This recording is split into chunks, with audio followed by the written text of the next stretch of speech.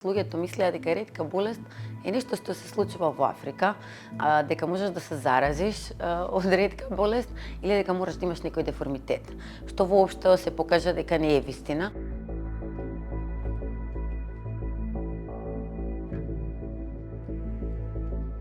Например, ќе издвојам нешто што го имавме ние забележано како здружение, односно луѓе, родители кои што се обратиле до нас, е дури одбивање на запишување во градинка на дете заради тоа што примало хормонска терапија за раст. Мислам, тоа е нешто што е дури смешно, повеќе од смешно.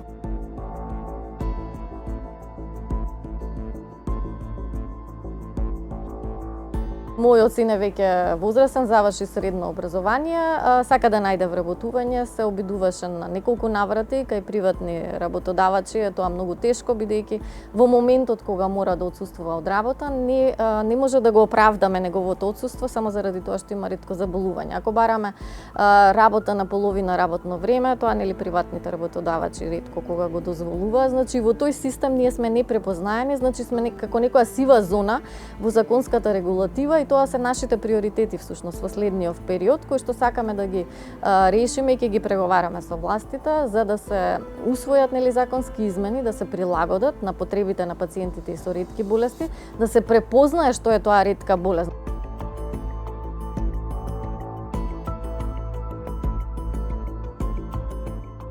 Замислете, пациент од Ресен треба да допатува до Скопје, тоа се 4 сати сигурно, можеби и повеќе, и треба да чека на клиника, да заврши административен дел, да прими инфузија, да види дека се е во ред и да се врати во Ресен после тоа. Тоа е цел работен ден, не работен, туку цел ден, тоа се 12 до 16 сати во прашање. И се враќаш преморен дома за утре собајле да треба да одиш на работа. А да се дава инфузијата, например, во Охрид или во Битола, за Ресен, тоа би било многу поедноставно. Има и многу пациенти кои примаат орална терапија и тие треба да одат во Скопје, без разлика што не е инфузија.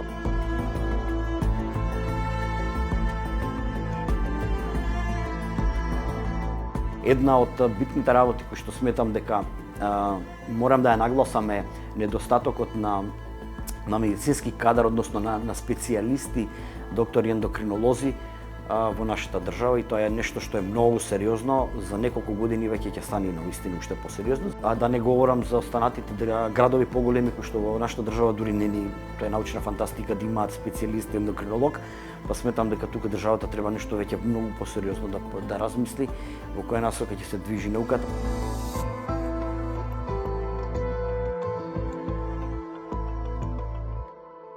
Она што е за нас многу важно, да се донесе на разгледување на владата национална стратегија. Инаку, нормално дека ние очекуваме тоа да се направи што побрзо, зашто тоа е од големо значење за нас. Тоа е нешто многу важно. Исто така, очекуваме во скора иднина да се донесе дефиниција што е тоа ретка болест, што да станат ретките болести видливи во законите, во правилниците и многу други работи кои што ги имавме истакнато во таа национална стратегија. Би сакала исто така да кажам дека очекуваме средба со министерот Армен Таравари, да се види со нас и да разговараме на оваа тема и на некои други теми, како работата на Комисијата за ретки и предлог за подобрување, значи за соработката со Националната алијанса, со вклучување на член од Националната алијанса во Комисијата, можности некои за подобрување на диагностицирање и нели вклучување побрзо на некои нови лекови во групата на ретки болести, поедноставна постапка за тие лекови да веднаш, односно што поскоро почнат да добиваат терапијата ретките пациенти, односно пациентите со ретки болести.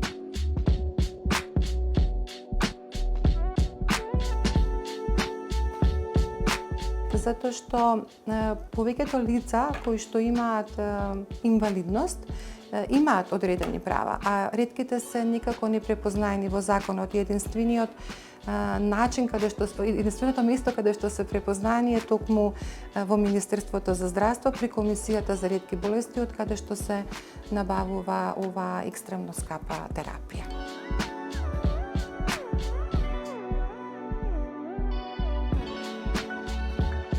Понекогаш ние лесно можеме да препишеме, да дебатираме, ќе се состанеме 1 саат сме во приказната со нив. Тие живеат приказната 24 часа. Така да таа национална стратегија само ќе направи да едноставно не може да се избегне од некои работи кои што се такви какви што се, и да се согласувам, максимално ќе учествувам во можноста да го подигнеме токму тоа ниво на можноста да се задоволат нивните потреби. Да не забравиме дека сепак и високо развиениот свет размислува кога е право време за индикација за давање на тие скапи лекови, затоа што сепак и тие чинат, значи кост бенефит, што се добива, што се губи, правото време за давање на тие лекови, и пак ќе кажам раното откривање, односно скринингот. На тоа ќе биде во делот од националната програма, која што ќе ги задоволува и потребите на пациентите и потребите на нас лекарите, за да дебатираме за кога е правата индикација да се даде тој лек.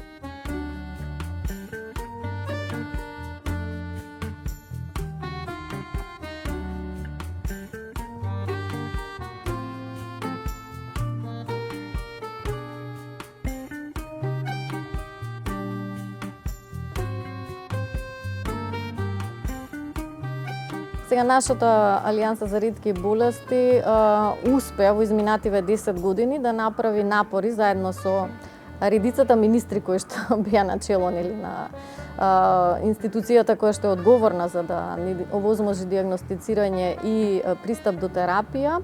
Имаме напредок, значи имаме доста нови пациенти кои што се вклучени во регистар на ретки болести, потоа имаме пристапни терапии за оние дијагнози за кои што постојат терапии на светско ниво.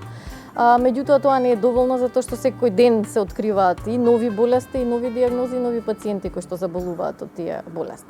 И тука не застануваме, зошто? Затоа што нема законска регулатива која што ќе ни даде сигурност дека нашите пациенти ќе бидат згрижани како што треба во било кое време. Значи ние години наназад бараме измени во законската регулатива и во Законот за заштита на пациенти, за здравствена заштита, меѓутоа и на Законот за лекови.